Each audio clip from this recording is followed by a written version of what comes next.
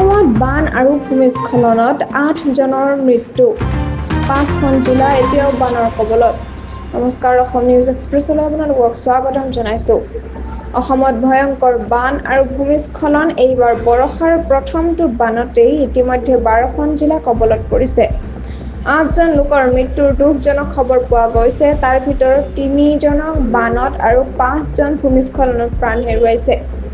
গোলাঘাট জিলাত বানত পৰি শিশুসহ 2 জনৰ মৃত্যু ঘটিছে লখিমপুৰতো এজন লোকৰ মৃত্যু ঘটিছে গুৱাহাটীৰ কামৰূপ মহানগৰত ভূমিস্খলনত শিশু আৰু মহিলাসহ 5 জন লোকৰ মৃত্যু হৈছে কেতবোৰ লোক আহত উদ্ধাৰ অভিযানত নামিছে NDRF SDRF আৰু FNES বাহিনী বিগত 24 ঘণ্টাত 22টা পথ আৰু এখন দলং ক্ষতিগ্ৰস্ত হৈছে 3টা মথাউৰি ভাঙি গৈছে আৰু 4টা ক্ষতিগ্ৰস্ত বিদ্যালয় বাসগৃহ জলসিঞ্চন নলা আৰু অংগনবাড়ী কেন্দ্ৰৰো ক্ষতি হৈছে এই বানত 12খন জিলাৰ 20টা ৰাজহ চক্ৰৰ 175খন গাঁও প্লাবিত হৈছে 58,091 গৰাকী লোক ইতিমধ্যে প্ৰভাৱিত হৈছে 791.32 হেক্টৰ কৃষিভূমি পানীৰ তলত প্ৰায় 7,000 লোকে আশ্ৰয় লৈছে শিবিৰত ৰাজ্যজুৰি 16টা আশ্ৰয় শিবিৰ স্থাপন কৰা হৈছে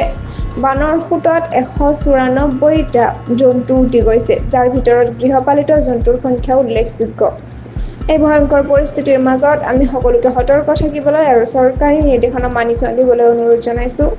এতিয়ালৈ ইমানেই আকৌ পুনৰ ঘূৰি আহিম আন এক গুৰুত্বপূৰ্ণ খবৰ লৈ আপোনালোক সংযুক্ত হৈ থাকক অসম নিউজ এক্সপ্ৰেছ চেনেলটোৰ লগত চেনেলটো লাইক কমেণ্ট শ্বেয়াৰ ছাবস্ক্ৰাইব কৰিবলৈ নাপাহৰিব লগতে কাষতে থকা বেল আইকনটো দবাবলৈ নাপাহৰিব ধন্যবাদ